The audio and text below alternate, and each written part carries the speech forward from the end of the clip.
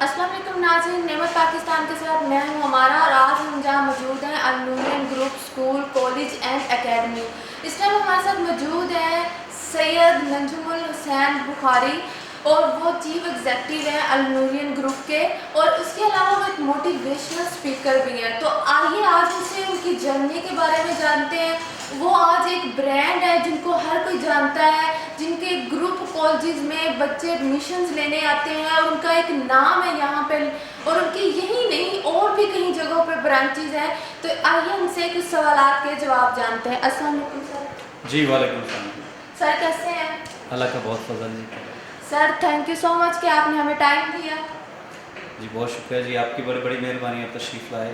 Sir मेरा आपसे सवाल है कि आपने ये जर्नी कब से स्टार्ट की, और आपने ये क्या सोच के स्टार्ट किया कि मुझे ये स्टार्ट करना चाहिए, एजुकेशन वाली इस फील्ड में आगे इसको ज़मीन से उठा के आसमान तक लाने का कैसा सफ़र रहा आपका? बिस्मिल्लाहिर्रहमानिर्रहीम जी। गुजारिश ऐसे है कि एक्चुअली मैं कभी भी एजुकेशन के फील्ड पे नहीं आना चाहता था। मेरे पैटर्नल फैमिली, मेरी मैटरनल फैमिली सारी की सारी एजुकेशन में थी। मेरी सारी खालाएँ, मेरे मामू, मेरे जो मतलब सारे के सारे, मेरी वालदा, ये सब एजुकेशन में थे, टीचर्स थे। मेरी वालदा DO रिटायर हुई। तो मैं जो देखता रहा कि एक लगी बंदी तनख्वाह के अंदर फिर वो ट्यूशन्स और ये सारा मामला करने के बाद कुछ ख़ास हमारा, तो मेरा कभी भी ये नहीं था कि मैं एजुकेशन की फील्ड में आऊँ। ये आपके नादरीन के लिए और बच्चे जो ख़ास तौर पर सुन रहे हैं, जो अपनी ज़िंदगी का कोई मोटिव बनाना चाहते हैं, तो वो इस बात को समझना बड़ा ज़रूरी है कि मेरा तो एजुकेशन में आने का कोई इरादा नहीं था। मैं अगर सही बात बताऊँ तो I really dislike all that. तो हुआ क्या कि 90s के अंदर मैं बिज़नेस के अंदर चूँकि आना चाहता था, मैंने एक फैक्ट्री स्टार्ट की, मुख्तलिफ किस्म के बिज़नेस के लिए किए, लेकिन तमाम बिज़नेस में हर किस्म के जितने मैंने स्टार्ट किए उसके अंदर मुझे लॉस होता रहा। और एक बड़े लॉस के बाद मैं एक दफ़ा सोच रहा था कि अल्लाह मुझे मेरे बिज़नेस में हालांकि कोई वजह नहीं होती थी, ऐसे माज़ा फूड इंडस्ट्री हमने स्टार्ट की, उसके अंदर एक बड़ा लॉस हुआ, इस तरह से और बिज़नेस किए, उसके अंदर लॉस हुआ। तो मैं बड़ा परेशान होता था कि क्या वजह है, मुझे बिज़नेस में लॉस क्यों होता है। तो एक दफ़ा मैं बैठा सोच रहा था, तो मेरे कुछ बच्चे हैं, वो मेरे पास आए। तो चूँकि मैं इससे पहले, इन बिज़नेस से पहले कुछ पढ़ाता भी रहा था, तो मेरे पास आए कि आप हमें ना पढ़ा दिया करें, यहाँ हमारे इलाके के अंदर तो कोई ऐसा टीचर नहीं है। तो हकीकत ये है कि मैं शुमाली लाहौर से बिलोंग करता हूँ, यहाँ पर अच्छे टीचर्स, अच्छे इदारों का फुकदान था, ना होने के बराबर थे। तो उन बच्चों के कहने पर मैंने फ़र्स्ट टाइम उनको ये मेरे ख़्याल आया कि हाँ, मेरे अंदर ये जो कैपेबिलिटी है वो मैं उसका इस्तेमाल करूँ। फिर मैंने उसका इस्तेमाल किया, बच्चों को थोड़ा पढ़ाना शुरू किया। ये तब मेरे पास आई वॉज जस्ट पैनीलेस, मेरे पास एक रुपया नहीं रह गया था, मैं तमाम लॉस कर चुका था। मेरे वाला सब मेजर थे, उनकी ज़मीनें थी, मैंने बेची, और भी ज़मीनें थी वो भी बेची, जो खुद कमाया वो भी सारा बिज़नेस में लॉस कर दिया। And standing on the age of my life and thinking what should I do. तो फिर मैंने जब शुरू किया तो मुझे सऊदीया से ऑफ़र हुई एक जो अपना स्कूल है, हमारे दोस्त हैं, सियालकोट की पार्टी है, उन्होंने मुझे एक प्रिंसिपलशिप, उस ज़माने में मुझे 1 लाख से ज़्यादा, मतलब 95 की बात है, उन्होंने मुझे 1 लाख से ज़्यादा ऑफ़र किया कि वहाँ प्रिंसिपलशिप करें। आई जस्ट डिनाइड कि मैंने वो नहीं, रिजेक्टेड द ऑफ़र। उसकी वजह ये थी कि मेरा हमेशा से ईमान है कि अल्लाह पाक ने जो देना है वो उसके लिए ये नहीं है कि वो कुछ जगह का इंतखाब करेगा। तो अल्लाह पाक ने मुझे यहीं पर नवाजा। वो कैसे कि मुझे आ जाके एजुकेशन में दोबारा आना पड़ा, और जब मैं एजुकेशन में दोबारा आया तो मुझे ये अंदाज़ा हुआ कि एक अल्लाह का इरादा होता है, एक बंदे का इरादा होता है, और अल्लाह कहता है कि मैं तुम्हें थका दूंगा भगा भगा। तो फिर मुझे ये समझ आया कि अल्लाह ने मेरे अंदर ये कैपेबिलिटी जो रखी है, इसका मुझे इस्तेमाल, और फिर मैं एजुकेशन सेक्टर में इस तरह से मैं एजुकेशन सेक्टर के अंदर आया। फिर मैंने अल-नूर सेंटर ऑफ एजुकेशन के नाम से एक इदारे का आगाज़ किया, और जो रिवाइवल था ये समझे कि एजुकेशन के अंदर इस वक्त लाहौर में या पंजाब में जो अकेडमीज़ के अंदर सिस्टम चल रहा है, वो सारा का सारा अल-नूर का दिया हुआ है। 90s کے اندر ہم نے فرسٹ ٹائم ٹیسٹ سیشن کا آغاز کیا. ٹیسٹ سیشن النور کا نام دیا ہوا ہے. یعنی کہ وہ ہوتا کیا تھا کہ 3 ایگزامینیشن دیے جاتے تھے. آپ سب کو یاد ہوگا, ایک سماہی اور نماہی اور سالانہ پیپرز کے نام کا. یعنی کہ یہ تصور ہی نہیں تھا کہ بچہ تیار تب ہوتا ہے جب اس کے ٹیسٹ لیے جاتے ہیں. تو پھر ہم نے یہ کیا, اور سلیبس خاص طور پر ایف ایس سی کا میٹریکولیشن کا سلیبس ٹائم پر ختم ہونا. مثلا جو اس وقت کے طالب علم تھے وہ جانتے ہوں گے کہ کوئی تعین نہیں کیا جاتا تھا. پھر ہم نے باقاعدہ تعین کیا کہ اتنے ٹائم کے اندر سلیبس ختم ہو جانا چاہیے, کیونکہ ہمارے خیال میں پریپریشن شروع تب ہوتی ہے جب آپ کا سلیبس ختم ہو جاتا ہے. تو اس طرح سے ہم نے ٹائم لائن بنائی, ایک جو پیریڈ بنایا کہ اس پیریڈ کے اندر 6 منتھس کے اندر 7 منتھس کے اندر ہم سلیبس ختم کروانا ہے. اس کے بعد ریویژن اور ہم نے ٹیسٹ سیشن لینا ہے. تو ڈیلی ٹیسٹ سیشن کا آغاز یہ النور سینٹر کو اعزاز ہے. اور اکیڈمیز کے اندر جتنا بھی سسٹم ہے, floor manager, F L Ps وغیرہ وغیرہ, یہ سارا کا سارا النور کا دیا ہوا سسٹم ہے.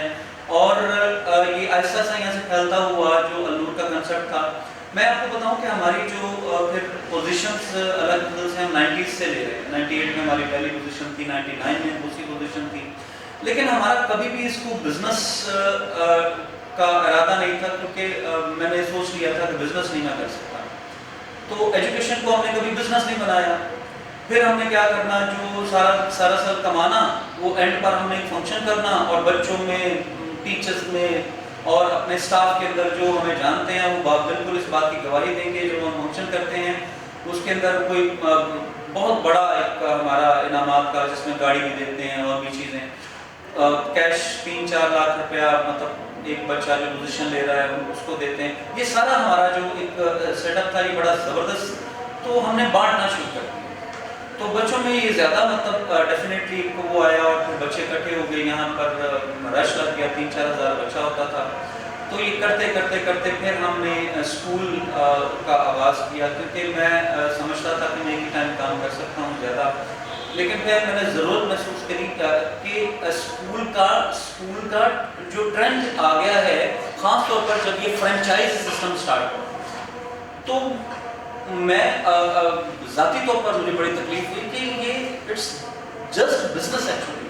اور جو فرینچائزی ہیں ان کو کیا دیا جاتا ہے, ایک آپ سافٹ ویئر بنا کر کے اس کو دے دیتے ہیں, سال میں 1-2 وزٹ کر لیتے ہیں, اس کا آپ 50-60 لاکھ روپے لگوا دیتے ہیں, وہ مجبور ہو جاتا ہے.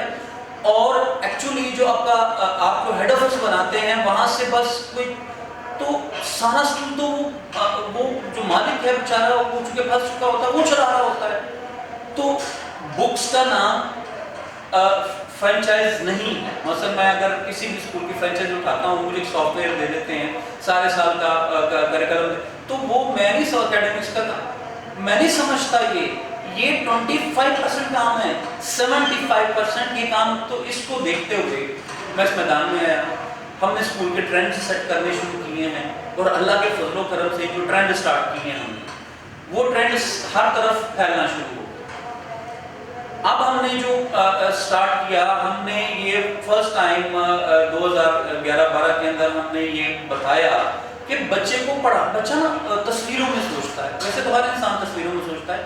تو بچہ کو آپ کتاب کی لائنیں رٹا رہے ہوتے ہیں. کریمنگ 2 طریقے سے ہوتی ہے. دیکھیں, ایک کریمنگ کا طریقہ یہ ہے, بچہ وہ اس کی تصویریں اتارتا ہے اور تصویریں اپنے نیورون میں ٹرانسفر کرتا ہے, اور جب لکھنے بیٹھتا ہے تو وہ لکھتا کیسے ہے, انہی تصویروں کو سوچ کے لکھ رہا ہوتا ہے. وہ بچے کے سامنے وہ پیپر چل رہا ہوتا ہے. دوسرا اس کا طریقہ ہوتا ہے کہ بچہ الفاظ کو ریکارڈ کرتا ہے, اونچی بول کے یاد کرتا ہے. وہ جب ریکارڈ کرتا ہے تو اس کے نیورون میں اس کے الفاظ جا کر کے ریکارڈنگ پر لگ جاتے ہیں, اور جب وہ لکھتا ہے تو وہی الفاظ کو سن کے لکھ رہا ہوتا ہے. تو یہ 2 کام کر رہے ہیں. اس سے کیپیبلٹی کہاں سے بن گئی, اس کا کیپیبلٹی کے ساتھ تعلق ہی کوئی نہیں ہے. تو جب تک, تو اس کا نتیجہ کیا ہوگا, ہم ایسے بچے پیدا کر رہے ہیں جس کی پیٹھ پر آپ نے کتابیں لا دی ہوئی ہیں. تو اگر آپ گدھے پروڈیوس کریں گے تو ہر فیلڈ میں ہمیں گدھے نظر آئیں گے. آپ گلا کریں گے کہ ان کے مورلز نہیں ہیں. دیکھیں جی, ہمارا مورلس سوسائٹی ہے جی, ہمارے مورلس پولیٹیشنز ہیں, ہمارے مورلس ڈاکٹرز انجینئرز ہیں. آپ اس بات کو سمجھیں کہ ہم نے ان کو یہ بنا کر کے بیچا ہے جس فیکٹری میں یہ سارا کا سارا یہ تیار ہوا ہے وہ ایکچولی کروا کیا رہے ہیں؟ وہ کروا ہی یہ رہے ہیں، یعنی کہ الفاظ کو کریم کیا گیا ہے، الفاظ کو مورل نہیں بنایا گیا. مورل اس طرح سے نہیں بنتا. تو پھر ہم نے سب سے پہلے تو یہ چینج لے کر آئے. ہم نے بتایا کہ ایک مہینے میں ہم ایک خیال بنائیں گے، پھر دوسرے مہینے میں دوسرا خیال، مثلا پہلے مہینے میں ہم سچ کا خیال بنائیں کہ بیٹے سچ ہوتا ہے، اچھا سچ کیوں بولنا چاہیے، اچھا یہ سچ بولنے سے فائدے کیا ہوتے ہیں، اچھا اس کی ڈیفرنٹ طریقے سے ہم پریکٹس کرواتے ہیں. خیال، انسان جس چیز پر ساری زندگی گزارتا ہے اس کے خیالات ہوتے ہیں. اور آپ ایک میری بات سے بالکل اگری کریں گے، یہ آپ بھی اس بات پر اگری فرمائیں گی کہ آپ جو ساری زندگی کرتے ہیں وہ آپ کا اس کا کنیکشن کسی نہ کسی طریقے سے آپ کے بچپن میں ہوتا ہے.